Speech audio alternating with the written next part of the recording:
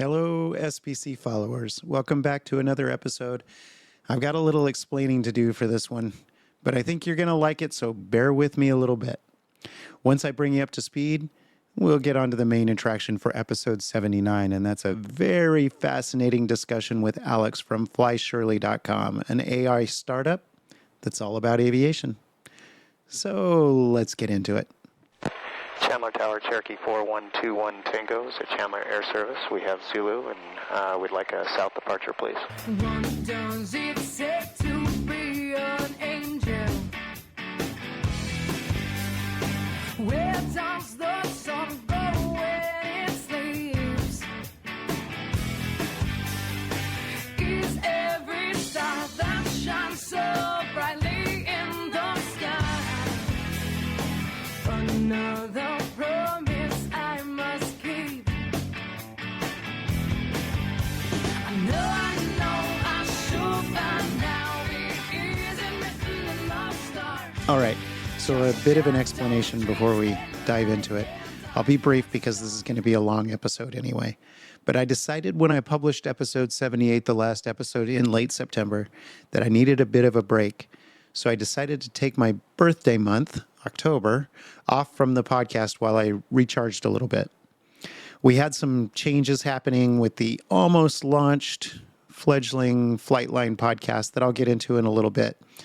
But I just needed to take a little break. So I got some episodes partially ready and held off on publishing supposedly until November.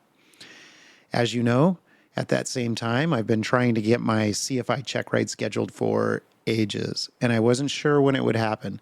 But then, last couple of days of October, I finally got the call. I got a check ride scheduled at an airport about 60 nautical miles away from my home airport for a couple of weeks in the future.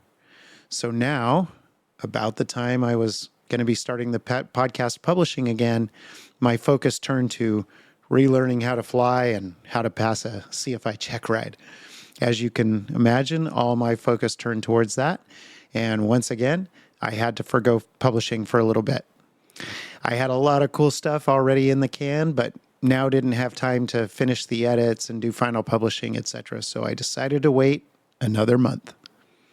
The good news is I passed my check ride, so I'm a brand new CFI.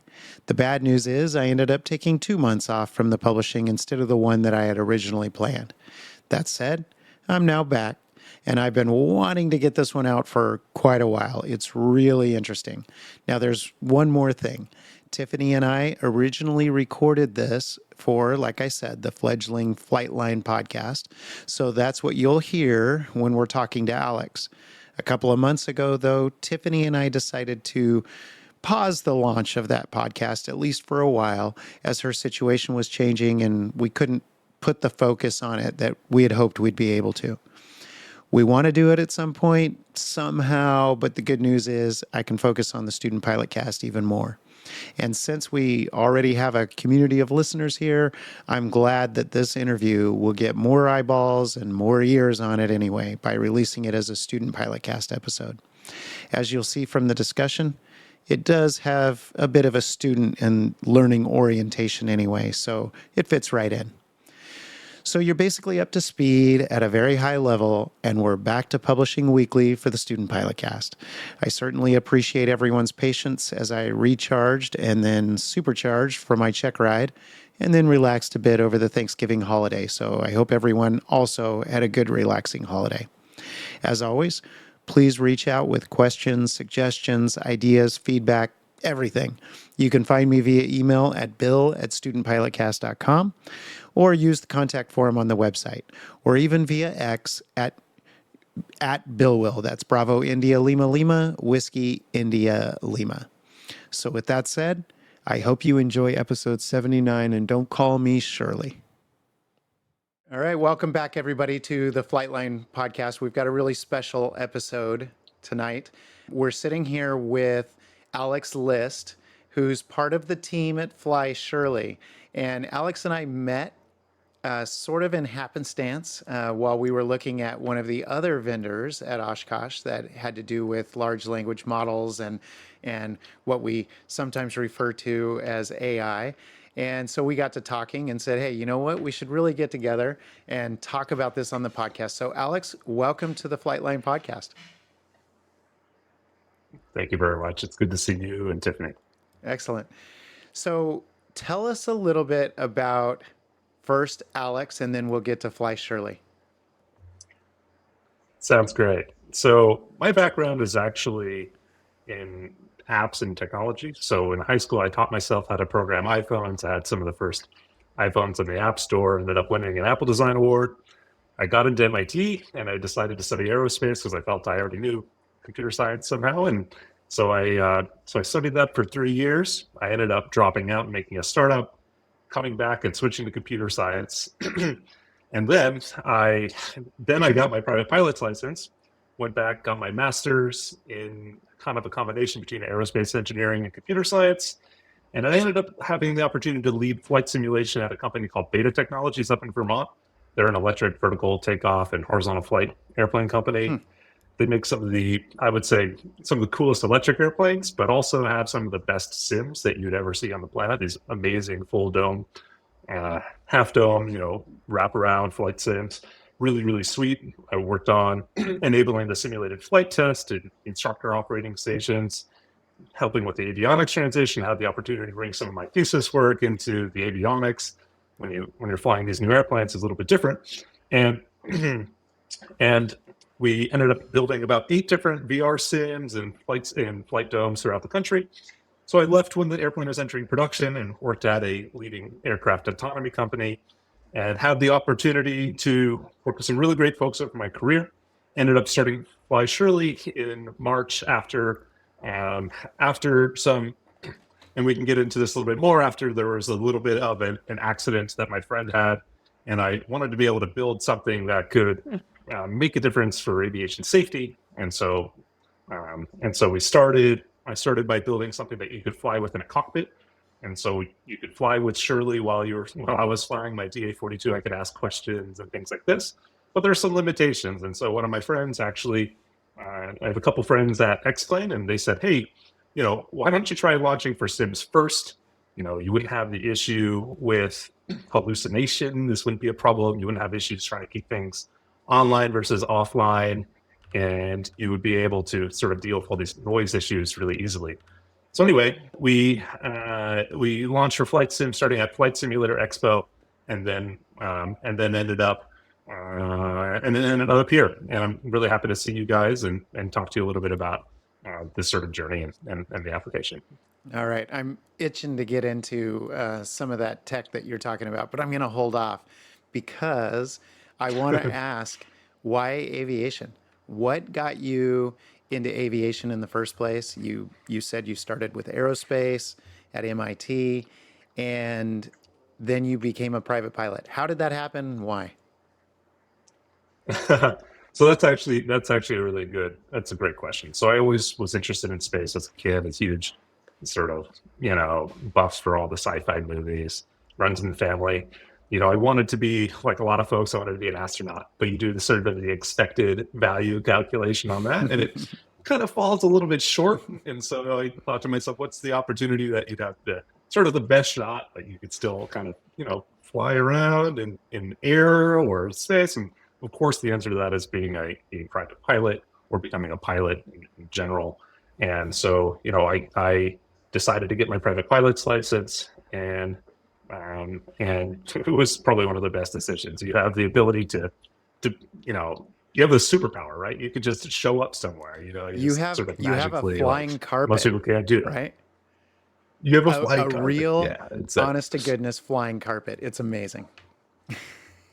It's just the coolest thing you could possibly do. So there's we're blessed to be in the United States, and I think just having this many sort of GA airports around in this country is just such a phenomenal resource for, for of course all the municipalities that they're in, but also for the individuals who can end up being pilots and sort of embracing this love of flight that I had, my teammates at Shirley share, and that, of course all of us here on the podcast and listening do as well. Yeah, I was looking at your LinkedIn, and I have to say that between you and the other two co-founders, you guys look like a bunch of slackers. And what's this 5.0 at MIT from Sam? So it looks like there's three of you guys who did this. You guys should Obviously really buckle incredibly down and intelligent. do something. Yeah, exactly. How did you guys all Yeah. meet up, and whose idea was this? So, I was fortunate to meet Seb. Seb, I actually met, he was an intern of mine while at Beta Technologies. He was he had just finished his freshman year at McGill, and he's sort of looking for something to do. He grew up in Vermont. Beta's up in Vermont. And Kyle, the CEO of Beta, said, well, you should check out this guy, you might not, have a ton of CS experience yet, but, he's going to work really hard. You should like give him a shot. And so, gave Seb a shot, and 3-4 years later, I'm a co-founder with him at my current startup. And so, I left my job at Merlin Labs in March and worked on the first prototype of Fly Shirley that you could fly with. I ended up, getting convincing some of my friends and family to help me sort of stretch this a little bit farther. I was really lucky to meet Sam. There's for people who like to start companies and are sort of interested in this sort of thing, there are these sort of like Tinder for co-founder type of websites that are as much of a crapshoot as any sort of dating app you could possibly imagine. But in this particular circumstance, Sam wrote me the nicest message ever. He said, well, actually, we went to the same college, like all the same sort of things that Yeah. So, all right, we'll leave it at that. But, you just wrote out a very respectful message. Of course, his background, he interestingly was one of the first, he's actually in the Army for another couple of years at least. And he was actually one of the first people to go through the BR training sort of program they had in the Army, the initial one, and for helicopter training. And so, that's a really interesting experience. He flies the 6500 airplane, and he's as a fixed wing operator there. And his first sort of detachment in the Army, if you will, was to go to MIT and get a master's. And so, just a really good initial group of people. And so that's a little bit how we got together. I'm actually surprised that I didn't meet Sam while I was at MIT. By all rights, I should have. You were there at the same time? Yeah, things yeah, we were there at Okay. the same time. So All right. yeah. And you're all pilots? Yeah, hopefully. So yes, so Sam flies helicopters and the Global 6500. The Seb is a student pilot, and I'm a commercial multi-engine instrument pilot. I'm looking forward to getting my instructor pilot's license. Awesome. And learning about some of those fundamentals of instruction. But we love flight. Yeah. Awesome. And did I hear you say you fly a DA-42? Is that what you said? That's what I fly. Yes, I fly actually out of Philadelphia Northeast Airport. That's where my family lives, is in sort of the Philadelphia area. So I ended up going down there. I get to fly the DA-42. Actually, one of the coolest things that I've done in that airplane was at the eclipse that kind of ripped through the United States from Texas up to New York, and out in the I ended up flying up there with my partner, me and her ended up flying up in there and seeing this amazing 360-degree sunset. And, I was still looking through these little glasses, and I was, looked down at the instruments, and then I look back and see this amazing sort of white corona, and it's just like sparkling in a most resplendent way you've ever seen in your life.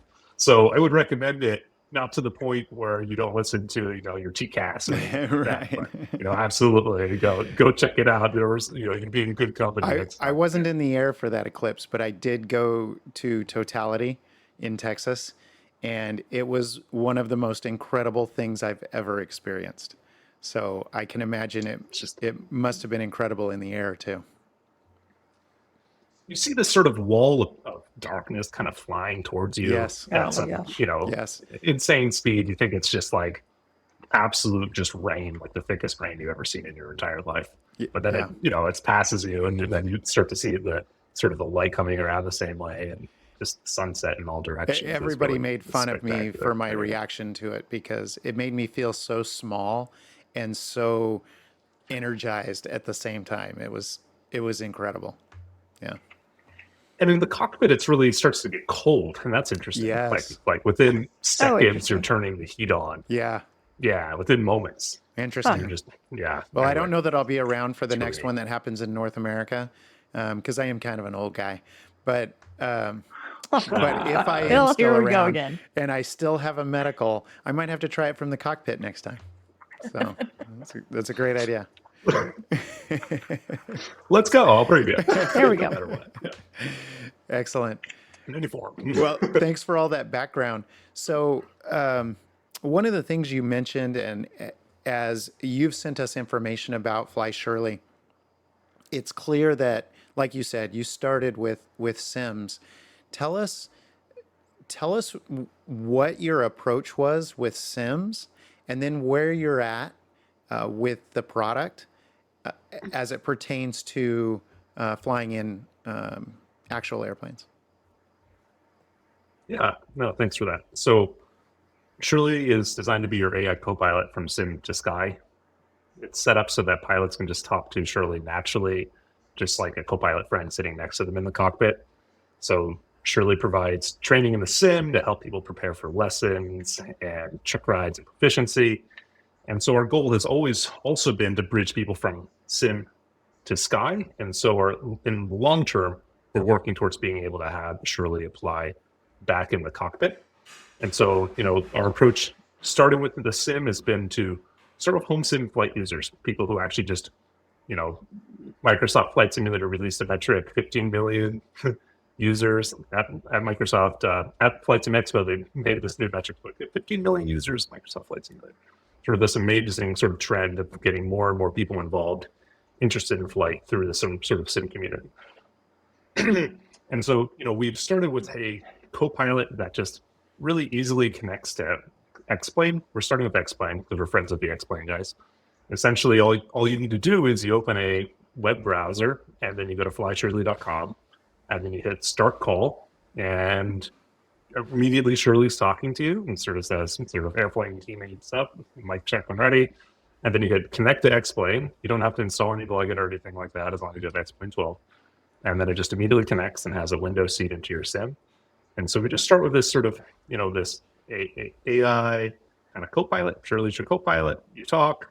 Shirley immediately replies. You end up having this kind of nice conversation no matter where you're at. Shirley has an idea of where you are, can give you info about where you're flying to. So we sort of have three different sort of modes. But we're starting here with this sort of home flight sim.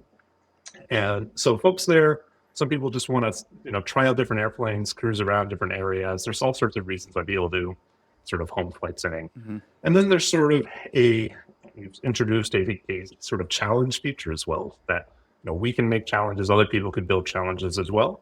So the first one is this ALIA 250 flight training type of challenge where X-Plane ships with a model of the ALIA 250 in VTOL mode.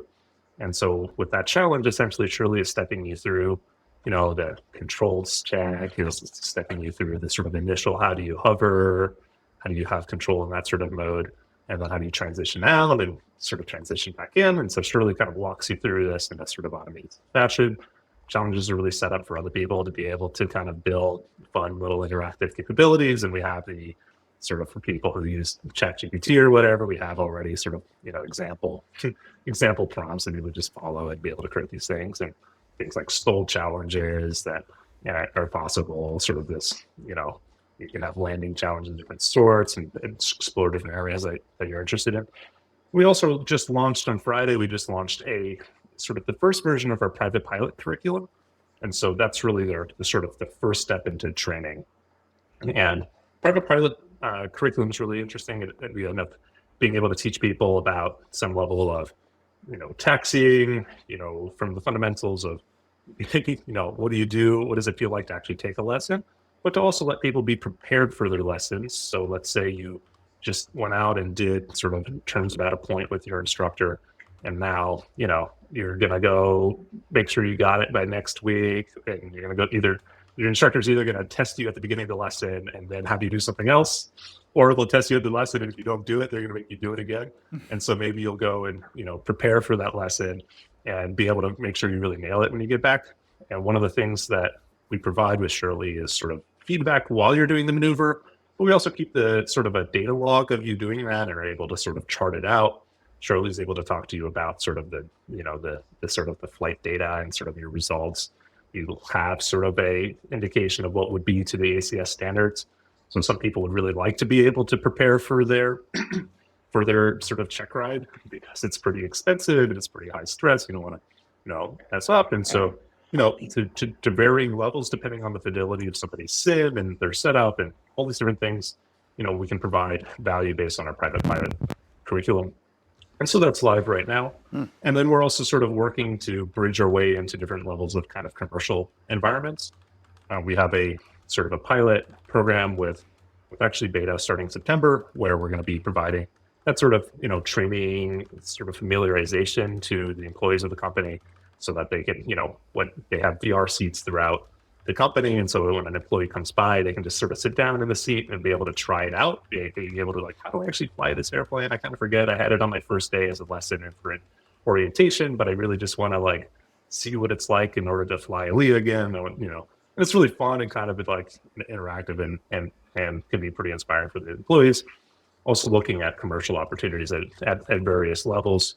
For instance, if somebody has a aviation advanced training device that, one of the really interesting trends I think is that those are starting to be reduced in price. They're now also, there's also VR type AATDs. Lockheed Martin's a company that's got certified FAA now for for an Airbus. And so one of the cool things is that as instructors are really in high demand, just like pilots are really in high demand, Shirley can provide training that prepares people for their instruction appointments. And one of the things that we're looking to do is be able to provide sort of both Shirley providing instruction, but also having the sort of channel to allow sort of remote instructors for people to check in. And this is sort of especially interesting for commercial operators like, companies at the same scale as JetBlue or American Airlines, United, et cetera, where you have to spend multiple weeks on site when you're trying to get a new type rating. And so if you were able to spend some time at home with your family, not have to, from the eyes of the operators, have to do the spend of being in a hotel per diem and all this other stuff, running around the flights, et cetera, displacing revenue fares, then, you'd be able to prepare, show up prepared, have check-ins with instructors remotely as you're preparing at home. And then sort of, show up for the 1 week where you need to have the full flight simulator and be able to have your 20 hours and then, you're good to go. But, this is sort of things that we're looking at and sort of, on the track towards getting, be able to bring Shirley back into the cockpit where actually you begin by sort of taking some of the learnings and, working with some of, some of the folks that are amenable to saying, yeah, I support the mission. I'd love to be able to make flight safer. I'm in for sort of stuff like that. Then we're able to make some of these features that Shirley has in terms of interactability, conversationality, available on an iPhone so that pilots can talk to Shirley while they're flying. And that can provide a lot of sort of overhead, especially in a GA context to begin with, where task saturation, et cetera, is really hard. And sometimes if you're flying in instrument conditions and then something breaks and now you need this number, you can't remember that thing. And it just ends up being a mess where you can just ask for the information. And this ends up being kind of a thing, but we're kind of working our way back to there, which is where we started. And I think along the way, we're providing a really revolutionary training product that actually provides a lot of value for people. Surely folks should try it out at flyshirley.com, but there's a free trial for that, but it's a really engaging sort of system and does, I think, quite a good job at being able to provide a level of training that helps people prepare for, lessons, check rides, and help them with proficiency too. Excellent. Can you set up a mock check ride? Right. So one of the things that we're working towards, then there's two parts of that. One of them is sort of the oral examination part of that. And that part is actually pretty straightforward and pretty easy to do because, there's some aspect of a question bank. Maybe you've been talking to Shirley. Shirley has some ideas of things that you have your weak points over time. And so you can kind of have a conversation and be sort of grilled in a sort of similar way that you'd be grilled in person. And then there are those maneuvers aspects of it. And the maneuvers aspects of it is what's really neat about the ACS is that it really lays out the precise parameters, plus or minus 50 feet. Of course, they say things in the ACS like you can temporarily exceed the, these thresholds, but if you consistently exceed them, then that's a fail. So there's some soft barriers, and that's actually, to be totally honest, one of the really cool things about using this sort of new AI technology is that it has a lot more of a holistic view on how things are working. And so when you provide this sort of graph that shows how tolerances are exceeded temporarily, et cetera, then you really do get kind of like hear the whole story about, this is, if you were going to focus and you had time to focus on something, this is what you should focus on. But overall, you might, depending on the examiner, then you probably would squeak by.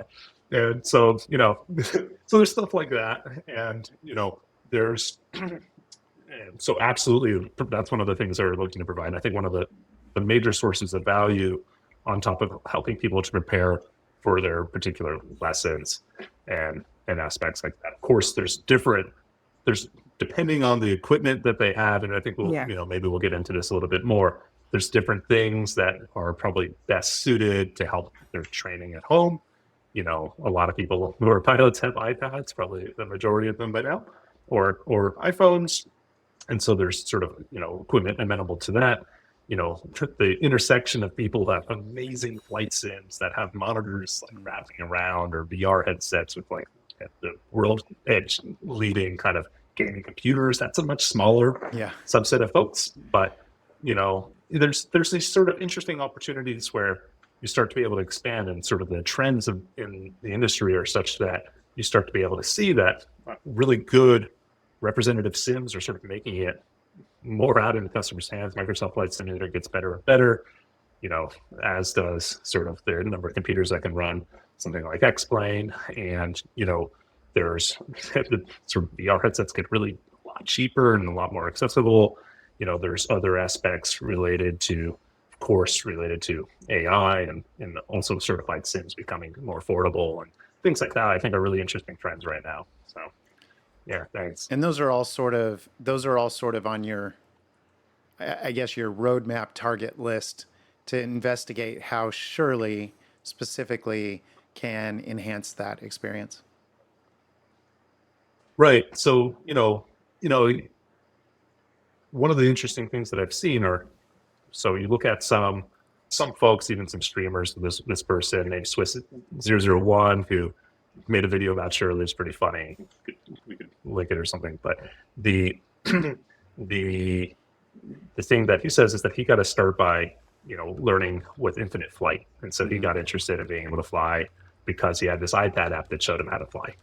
And, they have a data interface where Shirley could very easily have a window seat into that sort of experience. They don't, their airplanes, they don't have sort of a very interactive sort of FMS or something like that. Right. But they do have sort of like a navigation system and things like that. So there's different levels, and sort of like also Microsoft Flight Simulator on the Xbox. Few people can be able to fly using a remote, or like a gamepad, but they can also attach sort of yokes and things like that to it. And then, you look at the folks that have sort of a single monitor, or even MacBook Pros now can all run X-Plane 12 like really well because they have these amazing processors on them. And even with this, either on the laptop or with the monitor, that makes it a really, really quite reasonable IFR platform for training. If you want to be able to do something where you have representative maneuvering, then you either need to get really fancy with the way you sort of map, keys on your yoke for looking left or looking right, or you need to have multiple monitors. But then you can start to use something like X-Plane, which has a really, very impressive flight model, even for slow flight, in order to be able to see kind of realistically touchdowns, takeoffs, and be able to do some sort of stalls and things like that. And so, there's just a total variety of different platforms where, where the application of Shirley makes some sense, where Shirley can provide help with sort of instrument procedures, give you the numbers, help you set up for the approaches, etc. Sort of judge how you did, where did you break out, where did you knock off, like things like that, and we're also looking at how to engage with how to bring. Also, flight instructors, of course, too, are such an important aspect. We really see Shirley as a tool to help people prepare for those lessons, especially since there is such a pilot shortage. 3,000 just in the United States by 2032, given the current trends. Yeah. And things like that, they're only getting worse. And so, Okay, I have a quick layman question here. So if I had Sure, a Tiffany. flight simulator right now, which I do not, what kind of guidance does it come with already? Or is all of a sudden Fly Shirley like this holy cow moment? Like my nephew, he's working on his private right now at Cal Baptist. So he Yeah. takes his check ride in September. But like, let's say that he gets a flight simulator and he jumps on it and he's not a pilot. Is there any sort of tutorial or information? How do people learn how to fly on a flight simulator besides just game theory and trial and error? So, we don't we don't exist within a vacuum for sure. There's actually a lot of precedent for both apps that people can add on for doing training on their sims, and also, of course, there's a whole cohort of people who have been doing sort of training content for sims. There's just so many like amazing creators that do this sort of thing, and so But those would live on YouTube. Yeah, and so actually a lot of people start to be interested in doing Sims things because they were somehow kind of cross-marketed on YouTube and have sort of a video that shows up. It's like, oh, here's this really cool person doing like, VTOL VR, which is this amazingly accessible sort of, fighter, sort of like DCS, but it's just really easy to get going. Or somebody sees an X-Plane demo where somebody's like, really being super concentrated, flipping switches on, the 737 or something like that. And people want to get involved with that. And so, what's interesting is that for sure we don't exist within a vacuum. So there have been historically companies that can provide a sort of standards-based, very specific kind of add-on that sets you up in a particular maneuver and then looks to see your altitude and sort of like really specifically has these triggers and is just very, very precise and gives you sort of like a percentage like score based on whether like how much and how long you were within tolerances. And if you're exactly at 100% the entire time, then, then you're the best. But, so, there was a whole generation prior of people who have been trying to build sort of, tools to help people with training. I think it's been hard to call those sort of teammates because they're not really, interactive, or co-pilots because, there have been sort of historically, there's a tool called Linda for the X-Plane 11 and 12, which is sort of like a co-pilot that's sort of for the Zebo mod, which is a popular kind of mod for a 737 that adds a lot more interactivity and a lot of really cool things in X-Plane. But, what Linda does is be able to sort of, you can use basic voice recognition that sort of matches commands like Alexa would in 2024 at least, and be able to basically, flip switches for you and things like that. The previous company I was talking about was sort of the sort of kind of laid out sort of parameters is something called Take Flight Interactive, even like Sportius sells that sort of thing. There are really kind of innovative companies that also sell training. Sportius is a good example of that. For instance, they are working with Infinite Flight to try to provide lessons to certain degrees. Like in Infinite Flight, like they have their own sort of X-Plane scenarios sort of bundle. They of course have all their training. I did my instrument sort of ground school with them. And they also sell Microsoft Flight Simulator apparel for what it's worth. But the interesting thing about some of these opportunities, I would say, in these companies is that, they are not as interactive. I mean, fundamentally, what's been the new kind of breakthrough with all this AI is that now you can just have natural language be able to map into the whole space of possibilities for what you're supposed to do. And so right now, Shirley, for instance, you could just, for the home flight sim market, you can ask Shirley put down the flaps, to like bring up the gear, to turn off the lights and things like that. Like, all these sort of, fundamental things. And just by using natural language, and you can sort of describe things, you can say, do this and that, and all those things happen. Versus, the issue with sort of speech recognition up until this point is that you just literally are translating speech into words And then Right. there's not sort of like an understanding layer. Whereas as people, we just sort of, we like hear a bunch of stuff and then we have like an idea of what already they wanted. And sort of like, we walk into a coffee shop and you could probably mumble some things and get a coffee. Yeah. And, that's maybe not the sort of deal, but just sort of like basic sort of speech recognition. So it's sort of the new kind of standard is to kind of combine speech recognition plus some sort of intelligence. And that's absolutely what we're doing with Shirley, and have sort of a leg up on that. Yeah. Cool. This is awesome. I'm loving it. Sorry, Bill. I ended up getting a complete sinus infection for 2 weeks after my instrument. Just check right, which I've passed, but I was just terrified of that one.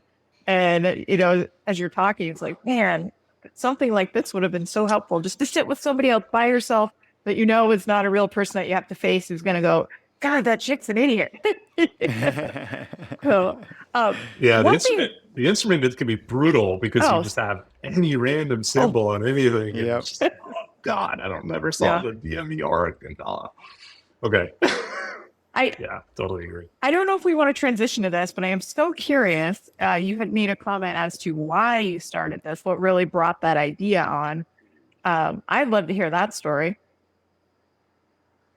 Yeah. So, it was actually a kind of a tragic event, really. I mean, a friend of mine crashed his cozy and ended up passing away through that. And, when something like that happened, you sort of get kind of shaken out of whatever you're doing currently. For me, it was sort of, I was riding a flight sim team at Merlin, which is a great aviation autonomy company in Boston.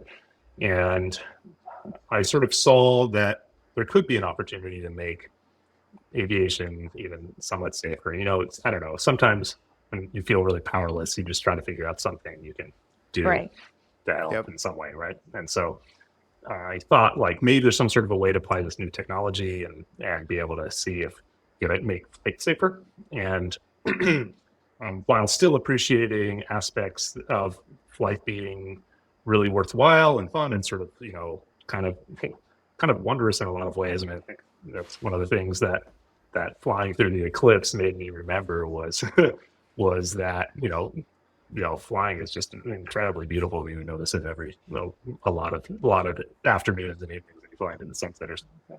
And so, starting by trying to see, even just from a very direct way, does this actually improve flying?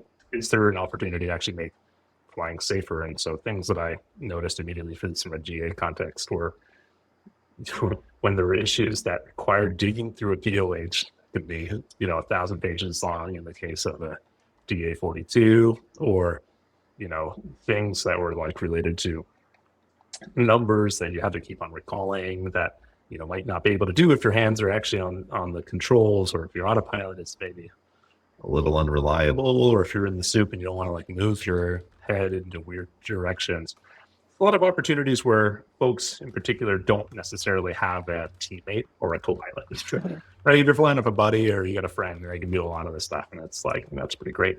But having an opportunity to have something you talk to about the flight, help you just kind of think things through, ended up being a pretty useful thing, at least from my perspective.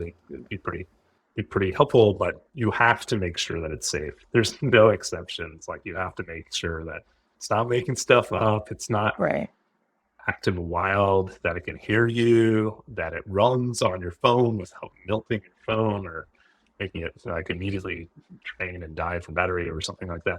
And so, starting with sims and working your way back to flight seemed like the most responsible way into doing that, because, you'd be able to have the advantage of having a huge cadre of people in the sort of sim land to be able to try out the things that you're building in service of being able to make something work in flight. And, you'd be able to see whether you'd be able to see really quickly. People ask, I've learned people sort of celebrate that Shirley can talk about sports and things like that. And sort of, I see lots of fun stuff, So I learned from Shirley about the football formations that are good. Funny. And it's true, Shirley knows about all sorts of stuff because, there's a enormous sort of intelligence model behind it. And so, like, of course, like, even Shirley could tell you about the best restaurants near the particular airport that you're flying over. Don't expect necessarily that Shirley off the bat would be able to do that on your phone, but, because it has to run offline in your pocket, or on your dashboard. But, we're kind of building up towards being able to provide things that are safe and also still conversational in the Yeah. cockpit.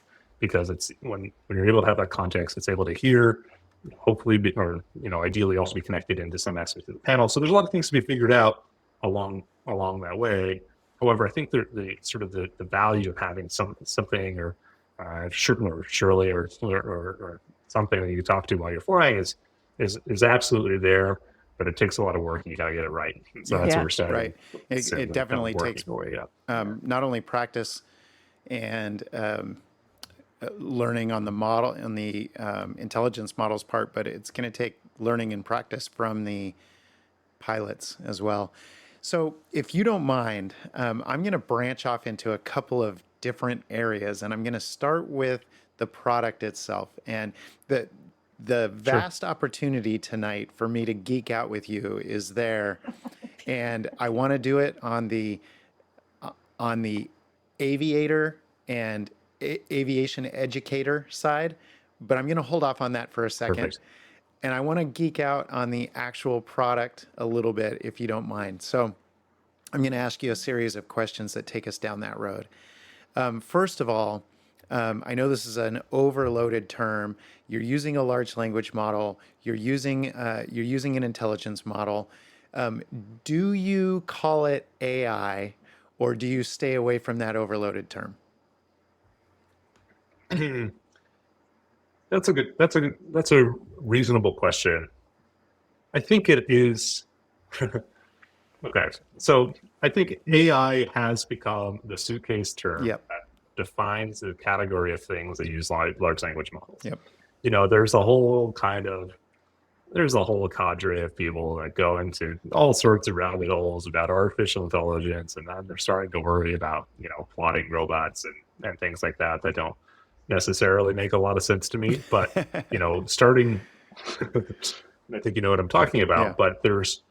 But there's absolutely something that makes Shirley AI. I mean, you can talk to Shirley about anything that you want, and there's totally the Shirley will try to bring me back into flight. That's Shirley truly just kind of wants to fly with you and maybe not talk. You can see some of the videos that creators make, and they're trying to push Shirley in a different direction. But Shirley's like, well, maybe you want to fly because that can make you feel better. Yeah.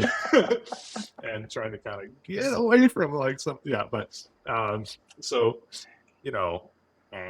that's kind of my philosophical point on that, and we're not. You're not against We're it. not. You're not against using the term, but Not you're also not against it. defining the product as just AI. Is that fair? Right. Shirley's when we say it's on our poster, I mean, Shirley's your AI co-pilot from sim to sky. Okay. All right. And so, we're providing a service where Shirley can be your co-pilot. Perfect. And so, All right. we could say something like, it's Shirley. Well, this is the definitive test on if it's AI. Do you use Lisp anywhere in your product? So I couldn't resist. Like I so said, I I'm did. an old guy. So. I have written programming languages and compilers, and I've programmed in a language called Haskell. Oh, yes. And things like Yeah, that. yeah. But nope, we're not using Lisp anywhere. That was a joke. I did program in Lisp once, but it was We're trying to in be a successful college. company. So that was a long time ago. We're trying to be a successful company. Right. All right. I couldn't resist. So a serious question though, how much of your model is running on the edge and how much is bound to the cloud? And how are you Yeah, that's a good question. navigating that? I mean, it's a tough balance. Yeah, so some of the things that are really interesting about that. So right now, the quickest way to start a company is to use all cloud services Yep. in the space for sure. Yep. Right now, what we're doing is we are sort of setting ourselves up to be able to progressively run things more offline. And sort of what we're beginning with that is to build a system that kind of encourages Shirley to be a little bit more judicious about replying one of the interesting things about these sort of large models, you look at either, if you go to ChatGPT, you go to Claude or something like that, and you ask a question, it's always going to reply to something. And if you say, let's simulate a conversation, and you say, okay, thanks, and it says, see ya, and you say, bye, and then it says, bye, and then you say, okay, and it says, all right, let me know if you missed it. And so, that could be sort of a mess. And so It's like one of the saying things goodbye we're to your working on- significant other in high school. You hang up. Takes all night. No, you hang up. No, Yeah, you hang up, Shirley. No, you hang up, Shirley. Enjoy your flight. I am. Yeah. Great. And so, that's something that you watch some videos. There's a wonderful channel, Virtual Aviator. Frank's been providing a ton of sort of feedback to us, and just watching his videos. Of course, we learned that things that can be a little bit challenging, like Shirley being over ambitious about replying. And so, the first sort of segment for building things that go more towards the edge are sort of models that sort of tell us whether or not Shirley actually needs to reply or not, and things like that. And so, and when, and things like that. And so, start with that. And then, of course, the model which is going to run on the iPhone is going to run entirely offline. So that's really good. But I think what's neat is the amount of progress that these sort of hosted cloud models have been making. It's just phenomenal. I mean, right now you can almost, right now Shirley can totally comprehend these sort of data graphs that we're providing to it, and there's sort of charts and things like that, and all sorts of things you find in the AFD that just by looking at them, there could be some sort of evidence. So, there's lots of real benefits to using things that exist on the cloud, as well as they have really well-defined sort of, they are respecting the rights of, users, et cetera, related to privacy, and not necessarily training on their data. So we could kind of do it in a very judicious way where, where we are, of course, we're collecting some of the text of the conversations, but before we do anything with it, we're anonymizing it, and sort of hitting it with the pass to make sure there's nothing wild in there. And we kind of encourage users not to share social security numbers and things like that with Shirley, but just in case it did, then sort of hit it with that. And we'll also, we're still early, but we'll figure out a way of letting people sort of opt out. But I think sort of the mission is something that people will hopefully continue to opt into, because we're looking to be able to provide sort of training, but also Shirley in flight. Yeah. And the best way to be able to do that is by being able to use some of these conversations and make something that's really small behave a lot better. Right. I mean, these are all kind of typical challenges that you have around AI and large language model learning, right? So has latency proven to be somewhat of an issue that you're dealing with in your product, or are you finding that it's not as big a challenge as maybe it would seem? Latency has been so it's a little bit longer when an image is in the conversation. Then it can start to feel like you're waiting for a second or something like that.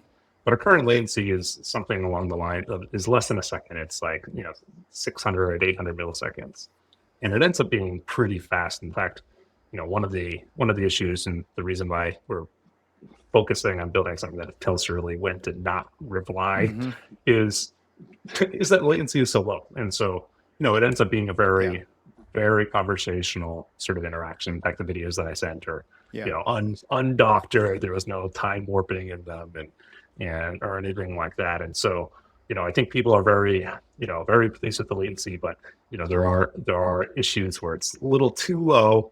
And so, interjecting at the wrong times, things interrupting, things that should be happening like that. And so we're focusing on,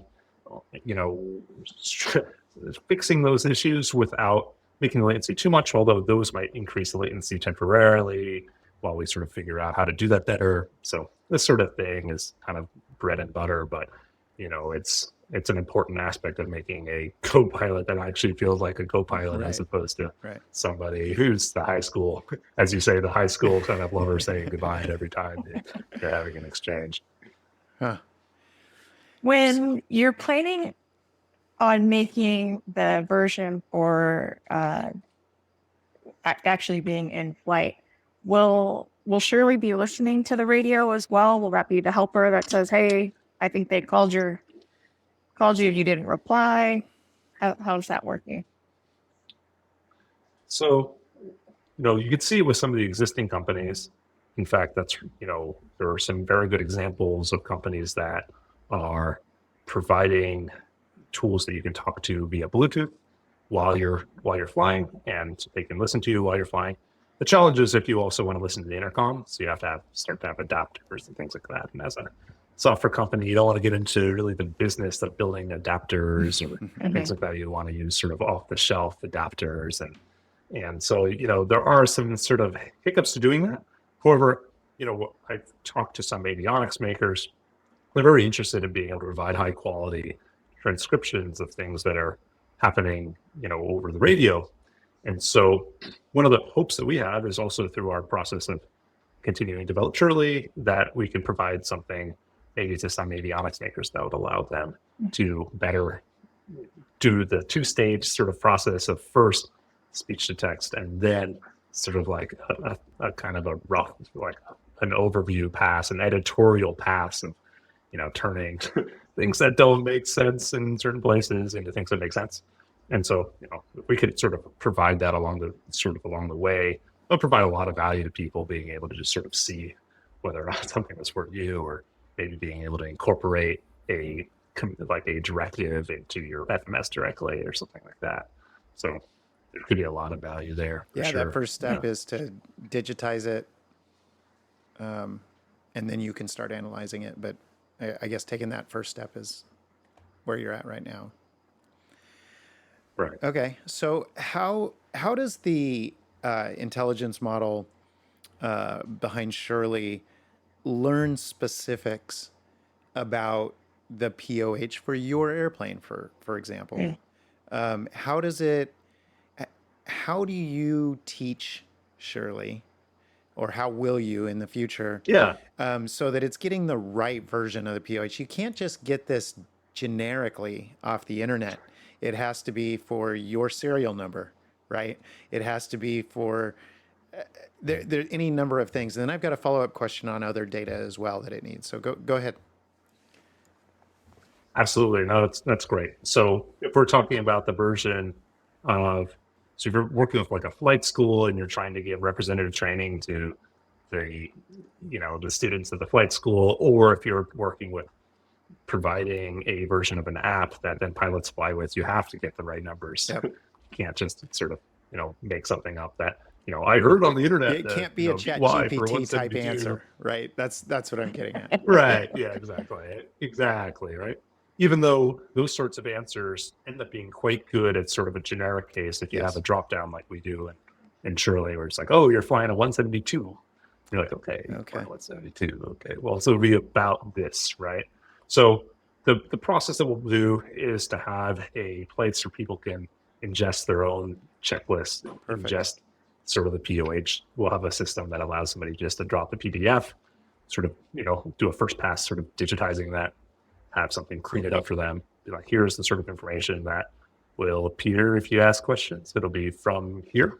And there's a lot of processes that you could follow in order to make sure that you're getting the right sort of data. Yeah. So one of those is, tell the system to not actually give a number, because it can just make up a number.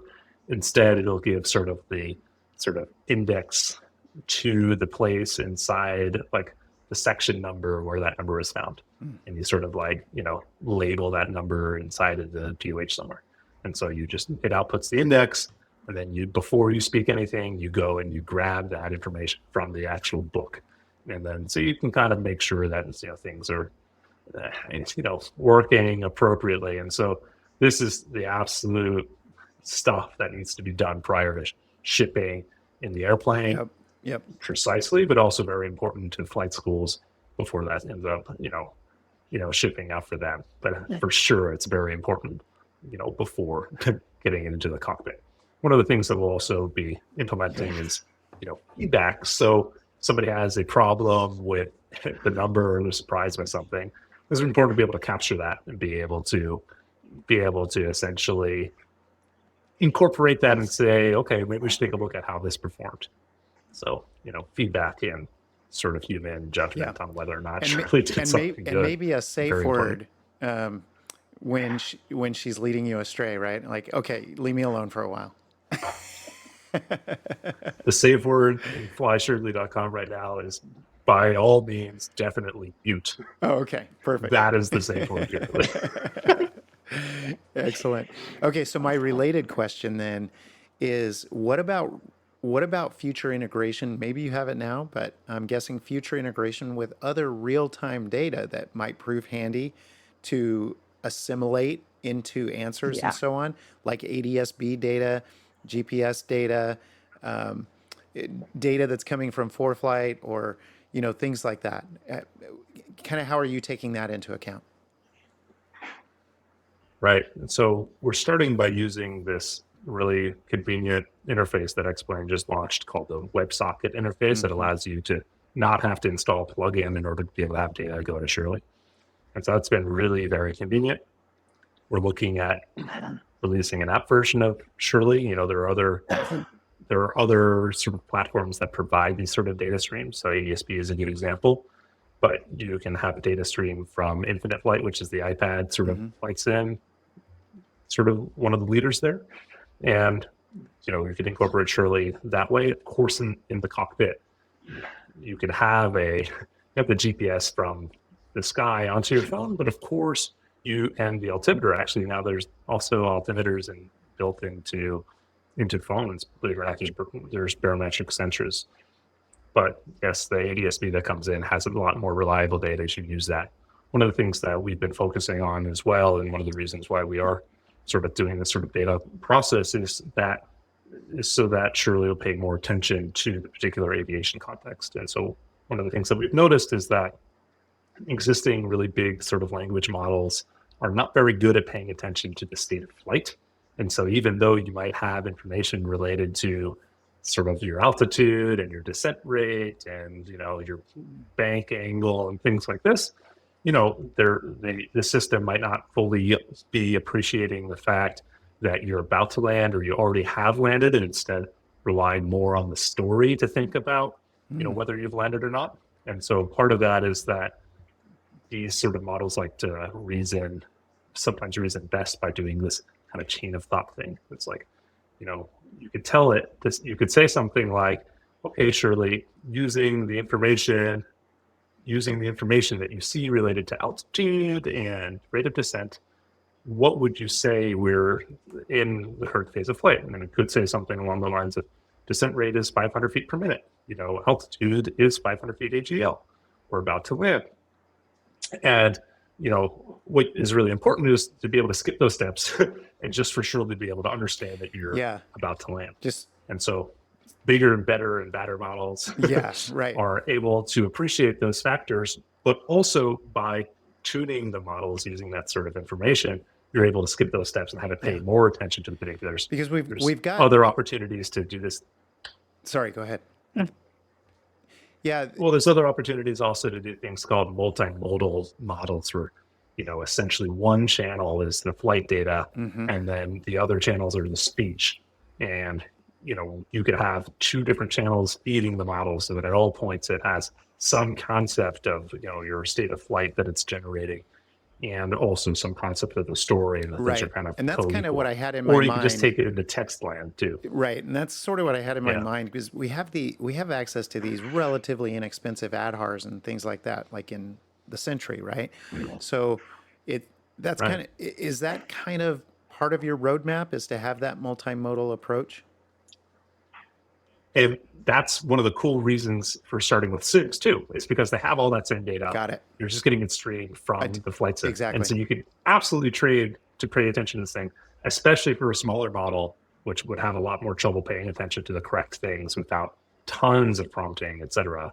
And so being able to provide these sort of pairs and being able to train these sort of models to pay attention to their phase of flight, that's a huge opportunity. Very interesting. And you mentioned, that's a great question. You mentioned these massive models that, they're going to get super models and things like that.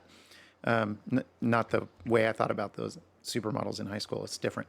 But so I thought you'd like that, Tiffany. Gotta have one joke like that. I was every waiting podcast. for it. So my question then is, I think you're iOS only, right? Today? So right now we're X-Plane only. We X-Plane actually run only. in the Okay. browser, and so we're Running in the platform browser. agnostic, Okay, right? thank you. So you're probably thinking about how this will run in the cockpit and so on. And so I'm wondering how important the differences that you're seeing between, the A chips in an iPhone versus now, most of the iPads are getting M chips. How important is that to you to be able to do this edge processing as you go forward? Is that going to be a big deal for you? Like you'll be able to fork your or change your application based on the power that it has. If it's running on an iPad that has an M4 in it, it's going to be able to do different things than if it's running on a phone with an alpha chip or with an A chip, right? Right. No, I think it's massively important. In fact, this is only the first year where you might have a mobile phone which is powerful enough in order to be able to run an AI model on it at all. Right. And so, the iPhone Pros that exist right now can run AI models that, my iPad here can run. There's two aspects. One of them has been just sort of making models a lot more efficient and sort of packing more punch into these models. So a really good one is one of the smaller sort of these Meta created these models called the Llama series of models that are open source. And so you can essentially, start to think about bringing some of those things to mobile, and, the opportunity there is massive. So you can run some of these models already on iPads. The kind of historical ones are really not that smart. They kind of ramble and confabulate is really the kind of the term of art related to that. And then the ones that you can now run on the iPhone will have to be sort of tuned by us and with the sort of data that we collect in order to be smart for the task, be able to be relevant for the task. And, the idea is to be able to upgrade when somebody has internet connection. Right. I think is really the fundamental. Exactly. And there's different ways of looking at how do you get internet connection. And so, And presumably flying around, it'll send learning data as well once they have a connection. I'm guessing. So right? it's not only going to enhance it's important. Go ahead. Sorry, we got a little lag. Yeah, it's important to have feedback. It's important to have that's all right. It's important to have feedback on whether or not what somebody experienced was good or not. And so, of course, you don't want to be exfiltrating all sorts of data while you're in flight. Right. In fact, that's a lot of what the sim community is for, is to be able to try out some of these things and be able to ensure that these things are safe. And so I think when I think about flight data, I'm a lot more of kind of a little bit more hesitant to think about kind of sucking that data off the phone, especially if it's all running on somebody's phone without having to use anything on the cloud at all. I mean, but it is important to have some sort of feedback mechanism. So that really has to be tread very kind of lightly, ultimately think about how to provide these sort of technologies to, airlines, pilots unions. Nobody wants to be able to have that, like listening to them. Their livelihood is on the line. It's just, it's not. Yeah, you guys have a lot of big CS questions ahead of you to answer, don't you? Yeah, it's a really fun time. Yeah. I feel like a combination somehow now as a grown up now, I get to say that I'm combining a lot of interest within aviation with computer science, and if there's other people out there that see this as an interesting opportunity, they should reach out, especially if they're on the East Coast. We're really in front of that hockey stick curve, aren't we? I mean, we're just in the infancy of all of this. I think that's what makes it such a fun time to be building things. And, our favorite thing is to be able to work with customers directly. And so, we have our Discord channel where it's really exciting to see people chime in. It's airplane.team/Discord if you want to get on there. All right. But the people who join, we end up interacting and sometimes they're willing to hop on a phone call and give us some feedback. Sometimes they're posting YouTube videos about things, and that they experience with Shirley, flights through New York or different experiences with Shirley, or kind of funny videos from, simfluencers, which I think is an awesome subcategory of the internet, simfluencers. It's amazing. And so we learned so much from that. And I think there's just the enthusiasm in this space to see people really enjoying using their sims and seeing what's possible in sims. I mean, there's a lot of really interesting companies that are shipping things for sims now. You have like the ATC land, and you have the sort of say intentions and beyond ATC and P2 ATC, which are using all this AI stuff to be able to enable really good ATC. It's an amazing time to be kind of building and also being a flight simmer, and so yeah, it just couldn't be any more fun if I could think about it. All right. Well, I've exhausted the geek out portion on the product, so I'm gonna give Tiffany a chance to ask some of her pent up questions that I know she's got, and then I want to really kind of geek out on the aviation learning side of this. I've got some questions about that too. So, go ahead, Tiffany. I think all my Perfect. questions were answered. Oh, good. All right. All right. Well, I've got a few then. We've talked a little bit about how Shirley could be used in the training environment. I would love to hear your thoughts, go a little bit deeper into how Shirley would integrate, and I mean this in a non-technical way, but integrate with a human CFI to augment and enhance what they're doing with a student or with a client who's doing some advanced training. Yeah, that's a great question. And so we see, just to be clear again and reiterate, like we see Shirley as being a supplement to professional instruction. Right. There's a portion of practice that Shirley can provide a lot of value in, and it's actually pretty good. But there are so many conceptual things that only a human can see. And plus, there'll be things that Shirley does miss, and there'll be opportunities to enhance sort of some of the style. And if there are also unknowns related to some aspects of this training, but what is really valuable about it is being able to show up prepared for your lesson and to be able to do fine. You might have missed a week with your instructor due to weather, or somebody got sick, and now you're like looking at potentially needing to repeat a lesson, or you just went out and did some training with an instructor and you had these deficiencies, you need sort of this retraining. Or you started with your PPL, you had these maneuvers, you were you're kind of bad at turns at a point, and now you're gonna go, you got your IFR, you're really like book smart, you got your IFR really easy, and now you're back in commercial land, you got 8s on pylons, just like, oh goodness gracious, and you're struggling. And so maybe for somebody who is having an integrated sort of training program that includes Shirley, then they could have some sort of knowledge that, yes, actually in PPL time, you are pretty deficient in these sort of areas. In fact, you might want to actually put some extra energy into them before you go out and start working on these 8s on pylons, or between your instrument, or after you get your instrument, make out an airplane, or do it in the sim. And so there's some level of integration that you would want to have, maybe between your for-flight pilot sort of logbook. There's some people who take the logs real seriously inside of the electronic logbooks.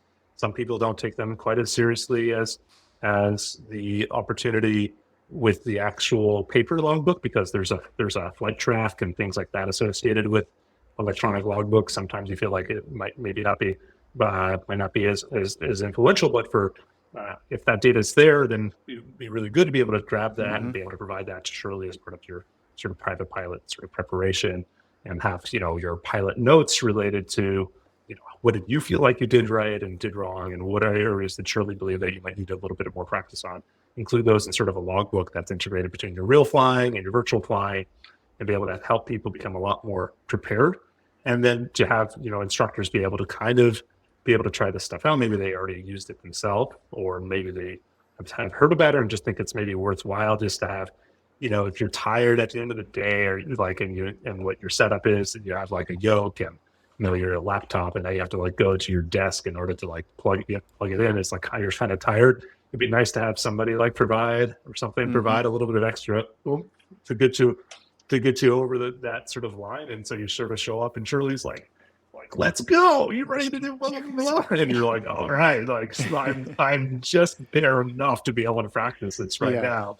Thanks to Shirley being like at 125% as usual. And so with that in mind, there are different sort of styles of training and different styles of learning and teaching. And I think one of the interesting things with Shirley is that what people don't know is that they can, if they're not enjoying or if it's not working for them in a particular way, you can actually just tell Shirley to do it differently, and Shirley will actually do something differently. You can just ask for a different sort of approach to working with you. So, there is some opportunity if Shirley is getting that last word in too much to be like, hey, can you just like not do that or mute so that we're not doing this? From the old Saturday Night Live days, you could have her respond appropriately to simmer down now, right? Yeah. So you could. So do you see? You could. And I couldn't resist. You might be a little too young for that, Alex, but you might not remember that. But do you see? Me, no. What's that? I said me, not too young. Oh, yeah. No, I might be. Do you see maybe a future where there could be almost a three-way collaboration between a professional CFI, the learner, and Shirley, where there's feedback going both ways, kind of from what the learner may have done on their own in solo practice, kind of some of that feedback making it to the CFI to help the CFI understand where to put emphasis and things like that. Do you see that kind of in the future as well? Right. So in fact, I at Oshkosh at Sierra met a company called Noble Flight Sim. They make these really cool sort of SR-22, SR-20 sort of home flight sims that are advanced aviation training devices. So if you own one of those airplanes, you can actually have it in your house and be able to have sort of do instrument proficiency. They have like it's like a $20 to $40 to $50,000 piece of kit, right? Yeah. So, it's an expensive thing. Well, they're and also SR-22 flying is $1 pretty million expensive airplane as well. So Yeah. Those are pretty expensive too. But one of the interesting things that they are thinking about is how to provide some level of remote instruction. Oh yeah. And so there is a really big opportunity. And in fact, there are some companies right now that already provide. There's one flight sim coach that provides remote instruction between. I don't endorse. I'm not like personally familiar with them, but it is a company where you. And I don't not endorse it for the record. It just is a really cool company that's out there that provides humans. You don't know enough about to be able to it, pop into. Yes, I got it. I don't know enough about it, but like but it's a really cool concept where you have an instructor who's able to join you in a simulation session. Now, if you combine that, a few things you combine in here. You combine a AI sort of Shirley, which provides some level of instruction, and then you have the ability to kind of connect in an instructor to be able to provide sort of the verification of how somebody is actually doing in their progress. And you sort of have a really neat combination, the sort of thing that we were talking about in the kind of commercial spectrum, which would be really useful for them, but also something that could provide sort of a combination. You don't necessarily get home and you don't necessarily have something scheduled with somebody. We want to practice, and so Shirley's really good because you can just sort of show up and Shirley's ready. And then, there's a opportunity, of course, to be able to provide that sort of connection. And so a lot of our technology our technology that provides the sort of connection with Shirley and the individual's technology that could be able to provide that sort of session between an individual and another individual. And that's something we're really excited to be able to do because, not just in, and to varying degrees as well. So you'd be able to have theoretically at its extreme, you think about it to a logical conclusion, you could have a VR headset that you're sitting inside the airplane, you're able to interact with all the controls. You have an instructor actually sit next to you in sort of this virtual space inside of your airplane and be able to sort of see you as you're doing these sort of things. I think this is sort of the logical conclusion where things go. You send a VR headset to somebody, Shirley can help get them prepared to be familiar with this airplane. You have an instructor join them next to them inside of the cockpit, and be able to verify that they know how to operate this vehicle. And so this is absolutely where this sort of our part of our ground game vision of how we bring sort of advanced training and make it a lot more accessible and representative to all sorts of flight, between like maneuvers to sort of flight training device style, sort of instrument training, and et cetera, and looking to do that as part of Fly Shirley. Absolutely. So that's a great and relevant question. Cool. So, as it pertains to teaching, one of the things that keeps coming up in my mind is that this is super ambitious, right? So, where we met, there's another company, doing a co-pilot sort of approach, and we're actually going to be Goose, yeah. yeah, Goose. We're going to actually be talking to them in a couple of weeks for the same reasons. This is all very interesting, but what they're doing is much more, I would say, focused on a very specific use case of being your co-pilot in the cockpit, whereas you're taking the approach of being sort of a lot of different things to a pilot, to a simmer, to a pilot, to a learner, to somebody who's flying. It's very, very ambitious. How do you balance what you're doing with what you can deliver right now? How's that going, and how are you walking that line? I think that's an insightful question for two reasons. One of them is that it's realistic to be able to only it's realistic to say, hey, you're looking at doing this entire scope of things. What can you actually pull off? But I think there's another sort of conceptual reason why that's an insightful question, is that it's actually challenging. If you're an individual hearing about what we're doing, it can be challenging to think, okay, how does this fit into my life in particular? And so, I think, and so I think there's a few different ways, and I'll try to get back to the question also of, how are we balancing it long term as well?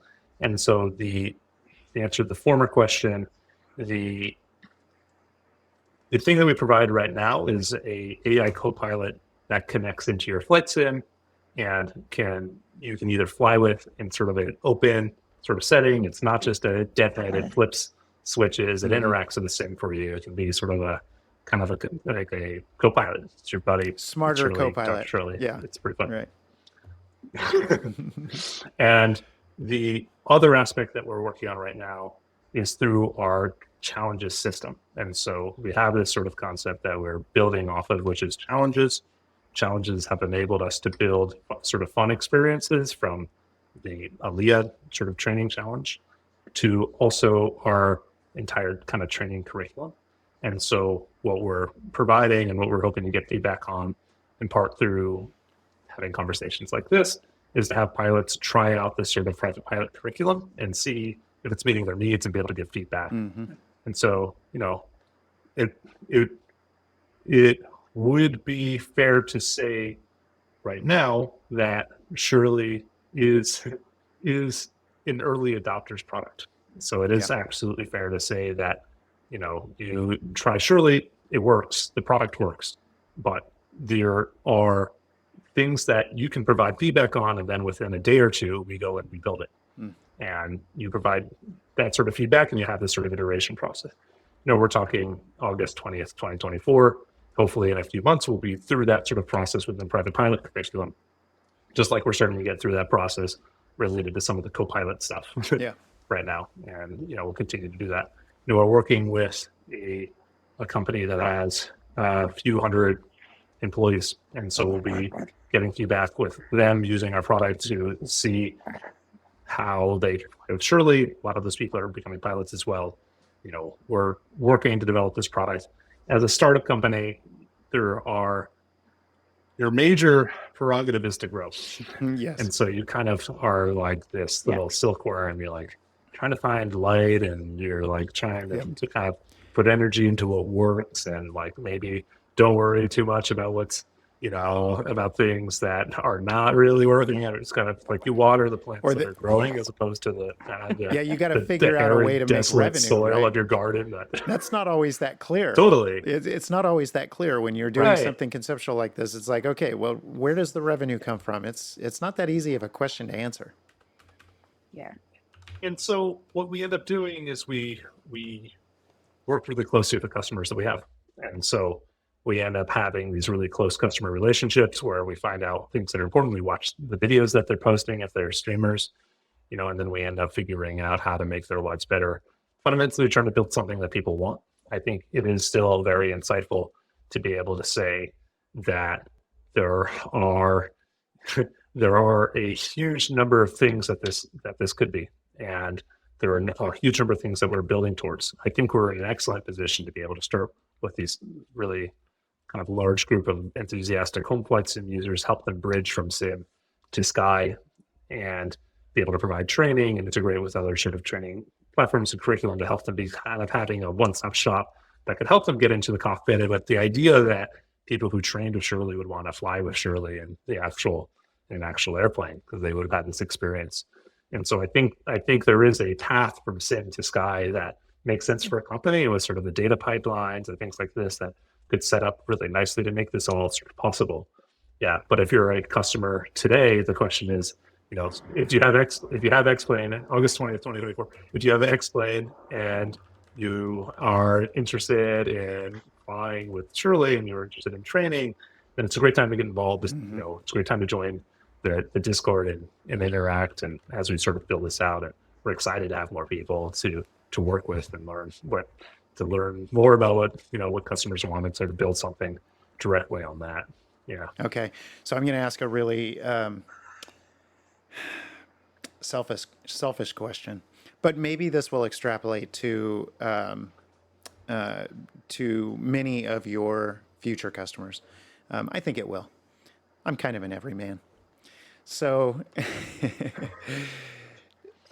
when you and I first started talking about how Fly with Shirley could be used in a training environment, my brain started going to all sorts of places that would help me specifically, and maybe extrapolate to other people, like I said. Yeah. When I'm studying for a rating, for a test, for for a check ride, an oral, whatever, or maybe I'm just doing some instrument, some approaches, and I start to ask myself some questions. I'll spend the next hour to 2 hours diving into the aim and into the FARs and trying to find answers to my questions. So the first thing that popped into my mind is I would love to have a resource that's so aviation specific like this that I could ask questions or have a conversation that is something like, off the top of my head, Shirley, what does a vertical descent point look like on a chart? And it can show me, or it might be, can you explain the differences between these two approaches? Or remind me what the three different types, maybe it's four, I don't know, the three different types of night are. I'm trying to think of examples. That's probably not the best example because that's pretty easy to look up. But I'm trying to think of examples where you would want to get specific with Shirley on things that you're not going to get from an internet search, because what you're going to get from an internet search is a bunch of different opinions, maybe a podcast, maybe a YouTube video that's on the subject, that sort of thing. But I might want Shirley to help guide me in the research I would have done anyway and help me do it faster. So in other words, it pulls together the answer, but then points to the resources so that I can quickly go read the FAR, that specific section, and see in the aim, the chart that they have, that sort of thing. I hope I'm getting across what I'm asking. Is that something you're thinking about? Right. And so I think there are absolutely aspects of that we're thinking about. When you start to think about how Shirley can provide a virtual check ride, Hmm. then there are questions you'd want to be able to ask related to that. Yes. And then, then if the DPE says, "Well, I actually don't really know the answer," look, you tell me. Then that doesn't really sort of scratch the itch that you're Right. talking about here. What I will say is that we plan to back up Shirley with all the references from the FAR, of course, the FARing, and all these sort of Yeah. all the handbooks, all the flying handbooks, the POHs, etc. There are sort of like hinterlands where you have sort of like FAA legal department decision papers on Yes. what hours you can The bill, legal or opinions who's and wearing stuff, the hood, yeah. and who's Yeah. just like you get into that absolute wild land of questions that I think are really good questions. They're the sort of questions that I used to get crickets to when I would put Yep. it on our sort of discussion forum. It'd be like, who cares? Like, why are you like, or this is like such a specific IFR question related to, WASP versus not. These are the sort of like very kind of insightful questions that need to Yeah. be kind of built through. I've got some logging I wonder questions whether right now. Here I am. Been a private pilot for 15 years or something like that. And here I am at the commercial level and about to finish my CFI. And I was looking at my logbook the other day, about ready to enter some stuff. And I'm hitting situations where I'm going, I don't actually know the proper way to log this.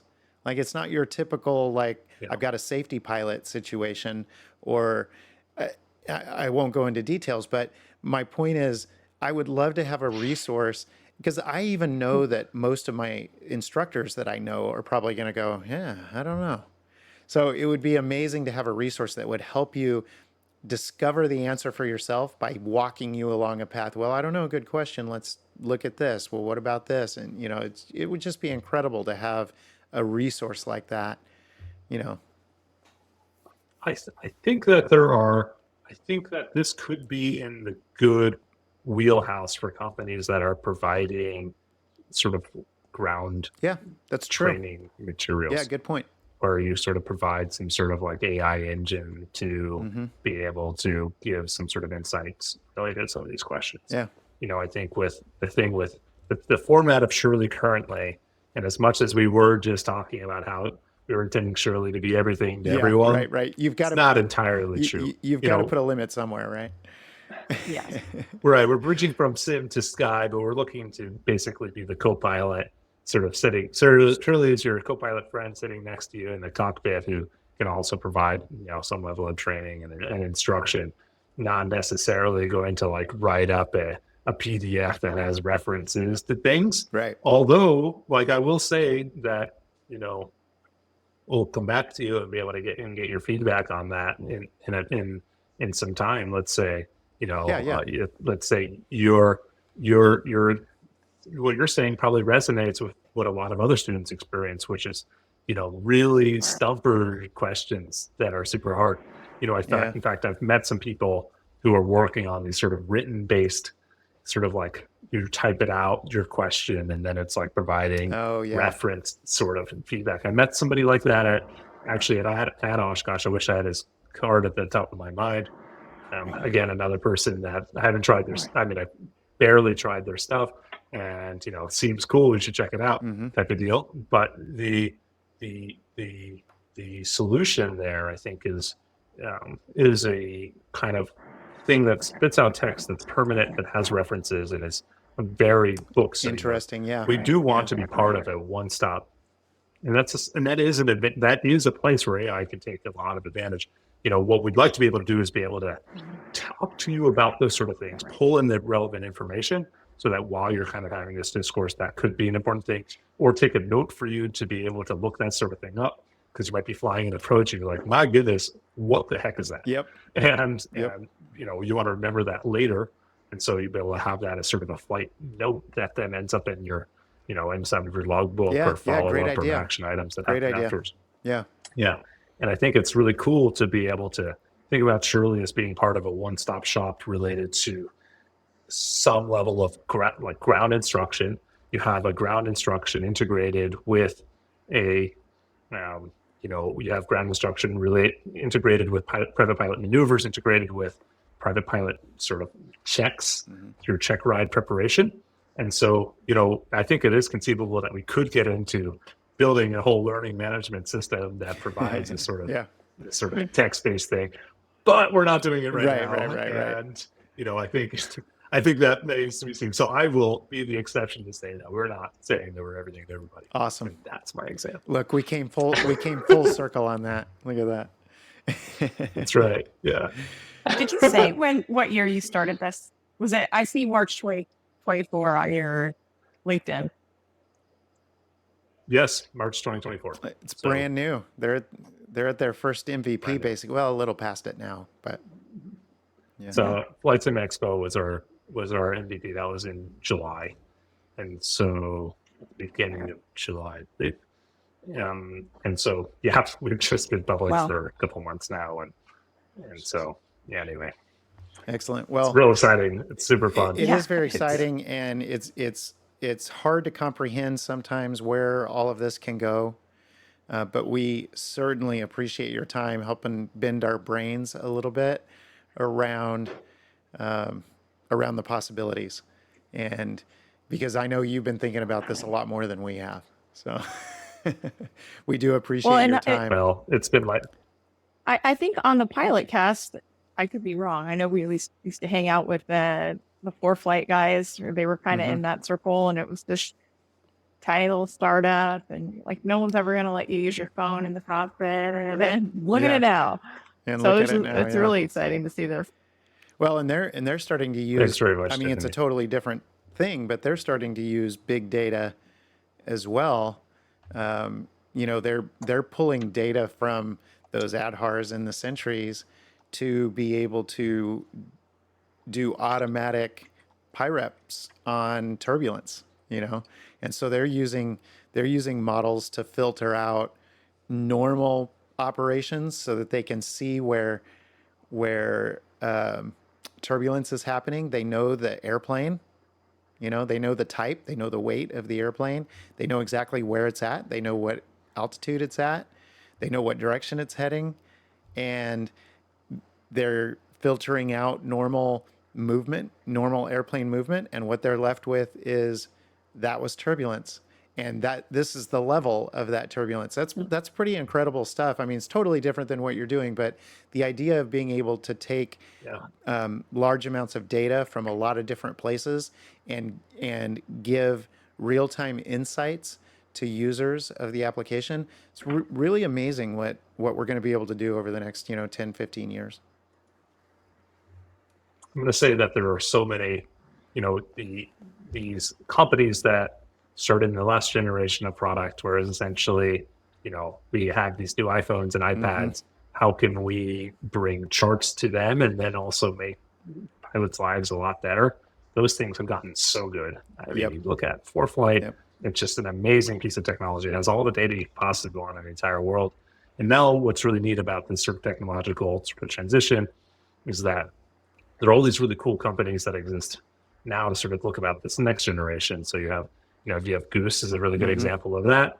You have sort of Say Intentions AI, beyond ATC. You have Shirley in this sort of category, being able to provide training and eventually be able to get back into a cockpit with something that's pretty conversational.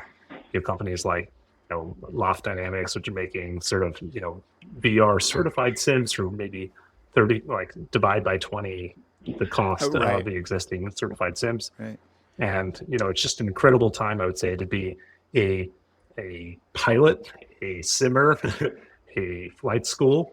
Just so many things are getting a lot better. And, a startup. And a startup. Let's face it, though, it's always a great time to be a pilot. That's true. It's always a good time to be a pilot. Yeah, I totally resist. Yeah. Excellent. Oh, It's always good to have. This has been really fun and really enlightening. So, Alex, wonderful time. We appreciate it. We've held you long enough, so we'll let you go. Anything that we forgot to ask or didn't ask that we should have, you want to make sure we cover? Well, I'll just encourage folks that they can, follow along with what we're up to over at airplane.team/discord or /blog if they're curious. You know, we love pilots. We love simmers. We love talking to our customers. You know, it's real important to us that pilots and aviators and instructors continue to flourish. We want to see more people becoming pilots. We really care about this entire industry. I love flying, and you know, just want to wish everybody to fly safe. And it's been really good talking to you, Bill and Tiffany. Beautiful. That's awesome. Thank you so much, Alex. This was great. We look forward to seeing you at Oshkosh next year. Are you going to have a booth? Likewise. But think we'd like to probably figure out something like that for next year. Yeah. Excellent. Yeah, it's probably going to be a good time. I think so. Well, thanks again.